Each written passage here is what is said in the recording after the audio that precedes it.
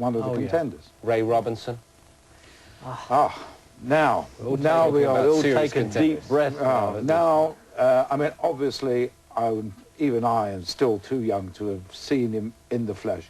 He came over to London when he was way past his best. And I will say this for Terry Downs.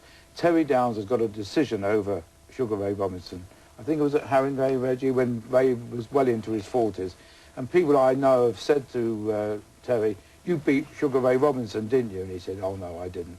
I beat a man called Sugar Ray Robinson, but I didn't beat the Sugar Ray Robinson. Robinson even had oxygen in the corner, which is actually not allowed. But you talk to all the pros, going back to, as I say, Eddie Futch, the great veteran trainer, and you talk to all the old fighters, and to a man, they say, pound for pound, the greatest ever, Sugar Ray Robinson. He had everything. Yeah. He was, he was a better all-round fighter than Muhammad Ali, because he could do things that Ali could not do. Well, he was Ali's hero. Ali always said he wanted to be another Ray Robinson. He always thought... And reading Sugar Ray Robinson's book, Dave Anderson's book, which is a fabulous book on Sugar Ray, Sugar Ray talks about Muhammad contacting him and saying, I want you to be my trainer, I want you to be my mentor. Is it true, Barry, that he didn't just provide a boxing model, but he gave Ali a model of personality? Well, as well, he didn't have the vibrant personality Muhammad Ali had. But he was a showman. He was a showman, and he was flamboyant, and his style was so flamboyant. Muhammad wanted to be like him, but he was such a ground shaker for everybody. I mean, you get the Sugar Ray Leonards and nowadays, you get the Nassim Hameds. They all wanted to be like the original Sugar Ray. When he came to London, Barry, I was there, obviously, trying to report. He had 53 suitcases. Oh, yeah. A barber, a valet, a dwarf, but not noisy. You know, he never could... Yeah, he used to carry... A court jester, yeah. Oh, yeah, but he was not a shouter, and you never heard him complain about a decision or have an argument with a referee.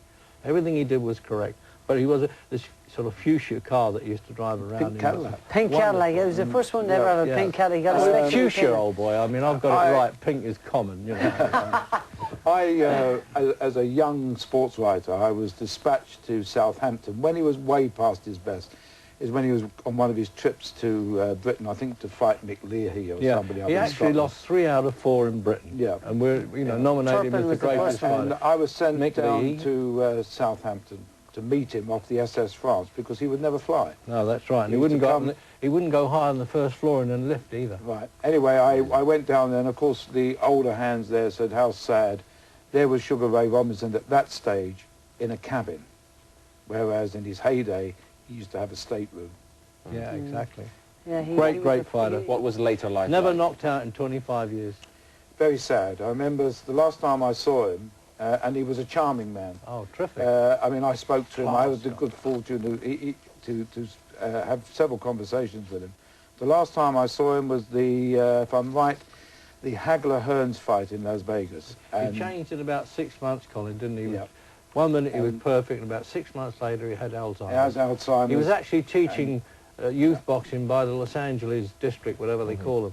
You know, he was getting paid as a... He was always a star of some sort. He didn't quite make the stage. He tried to tap dance for a while, and he wasn't bad as boxers go. Well, he was on television in America as a dancer. Yeah. But the promoters, we forget this, the promoters hated him because he always got the last penny out of it. Absolutely, he was self-managed in a way. Yeah. He actually managed himself in that he would actually do the deals financially himself, and he would go into the promoters and say to the promoters a day before the fight, I'm not going to fight unless I get another $25,000 or whatever it was. And the guys would go crazy, but he got it, he achieved it. And you know something else, you're right about that, and the opponents all disliked him because as much as he could get money out of, not out of them personally, but out of his purse, and he always used to say, yes, but I had to give it away when I was a welterweight, nobody would fight me, and he was a great welterweight. I think he had, 3 or 4 defences of the welterweight championship. If he'd have remained welterweight, he'd have never been beaten anyway, There was a story about him, if I may inject this into the conversation about Ray Robinson, it gives you an idea how, tunnel vision he had.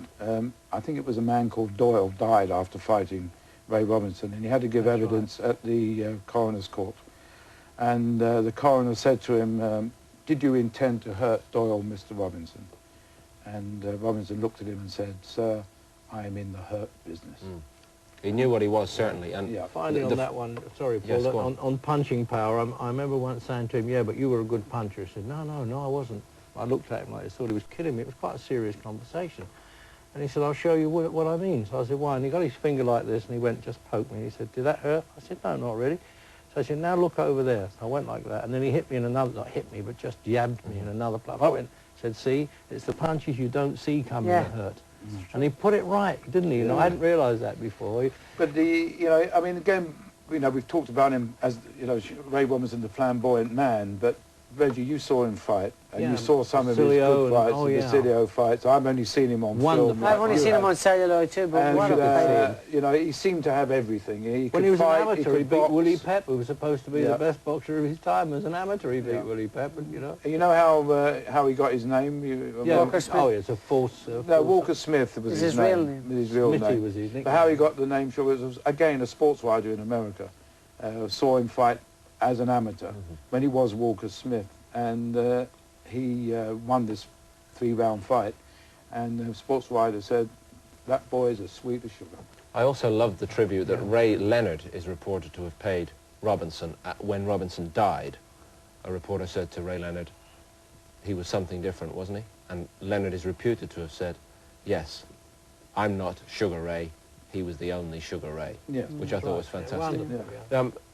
Other candidates from this sort of era, Reg, first to you, please, for a few lines on Ike Williams, middleweight. Yeah, he boxed in England, Ronnie James, in Wales. In Wales, Nearly, sorry to the Welsh, I would never have said that.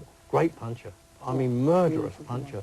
I would have put him down among the all-time greats as well, Ike Williams. I mean, he was a beautifully built lightweight, you know. And could break all, and he balanced and everything about him. I'd put him down as among the contenders. Colin, one for you here. Willie Pep, you mentioned him a few moments ago. Arguably the greatest featherweight who ever lived. With due deference to I don't know, Barry would have given him a tough fight. I'd like to have seen the fight. Money. But, I mean, again, I know what Reg says when he talks that, you know, statistics don't tell you everything. Excuse me, I'm going to have to put these on.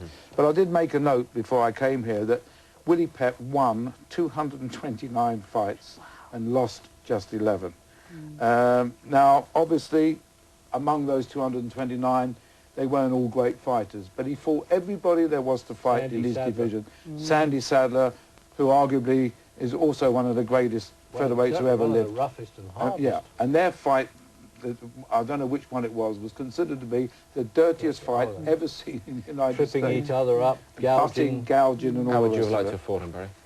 Well, I can fight him the only way I knew how, which was to stay on top of him. But he was a brilliant boxer. It would have been a hell of a fight. It would have been tough to beat this kid. He wasn't a puncher, but he was a sharp hitter, boxer, very difficult to hit. And Reggie said won a round one time without even throwing a punch. Yeah, can you imagine? That's amazing. Because the other guy didn't land and he did all the defence. He was kidding all the time. I mean, that would have embarrassed me if I'd have been a boxer, that you suddenly haven't been hit by one punch and you've lost the round.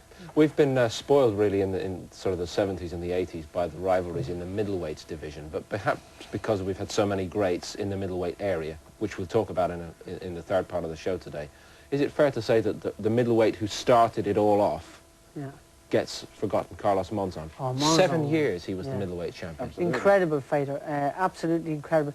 Wasn't the most artistic and the most naturally balanced fighter that you've ever seen, but superbly effective and tall and rangy and immensely strong and robust. And, you know, I mean, I don't know how you think about it, but the Gratiotano fights, the likes of Emil Griffith been turned back, beating the great Italian Nino Benvenuti, and, you know, well, I saw his last fight, Barry, which was in Monte Carlo against Valdez. Yeah, and the thing about Monzon, he was a very tall, upright kind of fighter, very technically correct. He was not spectacular to watch. No, he wasn't brilliant to watch. He wasn't but fluid. I tell you what, he went over 70 fights in 7 years without being beaten. So he had something. Colin, was it also more difficult for him because he was from Argentina, therefore not naturally going to fall into any of the big promotional camps in the United States? It took a long time getting into the news in America. Yes, I don't think, unfortunately, he can only beat the best that's there in front of him. But I would love to have seen Monzon in an era with Hagler and Hearns and Sugar Ray Leonard. Yeah. Even as a middleweight. He was more spiteful than all those three in terms of spiteful. But you know, he could only beat what was in front of him. I don't think he had a great fighter who was his equal. Well, another at great that fighter at that